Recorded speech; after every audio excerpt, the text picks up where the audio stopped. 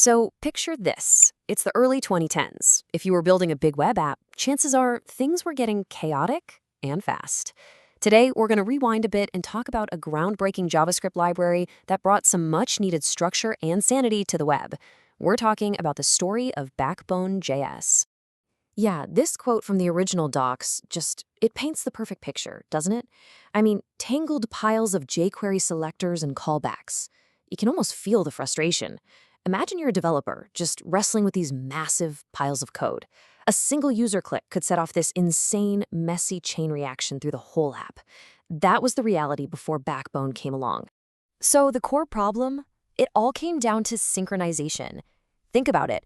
When data on the server changed, you had to go and manually update what the user saw. When a user clicked a button, you had to manually update the data. It was this super fragile system where one tiny change could literally bring the whole thing crashing down. All right, so to really get why Backbone was such a big deal, we have to appreciate just how messy things were. Let's dive into what developers at the time called the JavaScript jungle. And all that chaos led to this thing called spaghetti code. And it's exactly what it sounds like, right?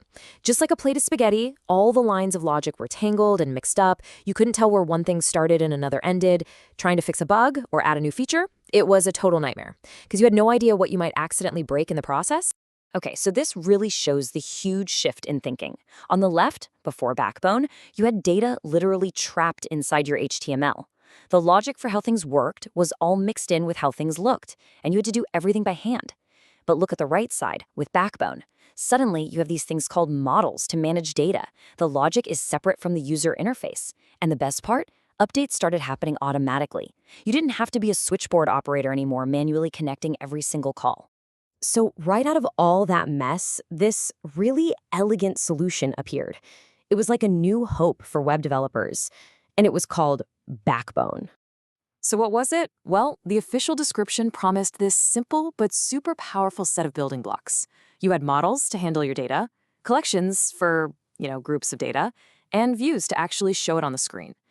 It was just enough structure for developers to finally build clean, manageable apps.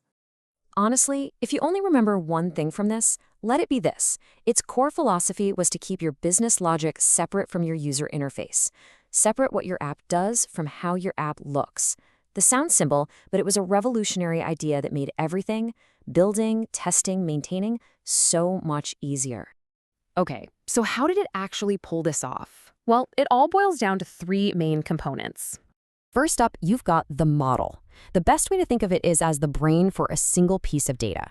So for a user or a photo or a single to-do item, that's a model. It holds all the information and the rules about that info. It's your single source of truth. All right, so if the model is the brain, the view is the face. Its only job, literally its one job, is to show the data from a model. The view doesn't have any data of its own. It just watches its model and redraws the screen whenever that data changes. Simple. But what about when you have a whole list of things, like a playlist of songs or a feed of articles? Well, that's where the collection comes in. I love this description. It's a squad of models. It gives you a really powerful way to sort them, filter them, and just manage them all as one big group. And this is the magic loop that makes it all work. It's so cool. When the data inside a model changes, it basically fires off an event. Think of it like shooting a flare gun into the sky. Any view that's supposed to be watching sees that signal and instantly updates itself with the new info. You didn't have to manually connect anything. It just worked. Okay, so the theory sounds great, right? Super elegant. But did this minimalist approach actually hold up in the real world with big, complex applications? Let's take a look at Backbone in the wild. So was this just a nice idea?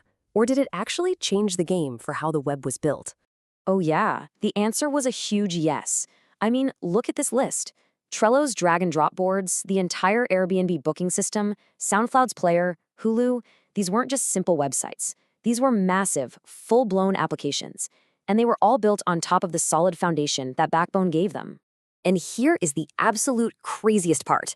The entire library, all that power that was running these huge applications, was just 7.9 kilobytes. I mean, that is smaller than a lot of images you'd find on a web page. It was an absolute masterclass in minimalism. So yeah, The web has definitely changed a lot since then. But the core ideas behind Backbone, you could argue they're more important now than they've ever been. See, Backbone was always intentionally minimal. It wasn't one of those big, overarching frameworks that told you exactly how to do everything. It was a library, not a cage. It gave you that solid foundation, but then it gave you the freedom and flexibility to build things however you wanted.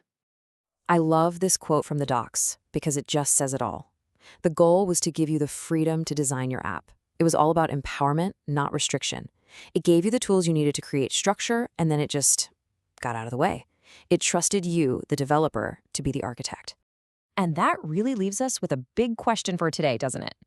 In our world of massive, all-in-one frameworks, is that minimalist spirit of Backbone more important than ever?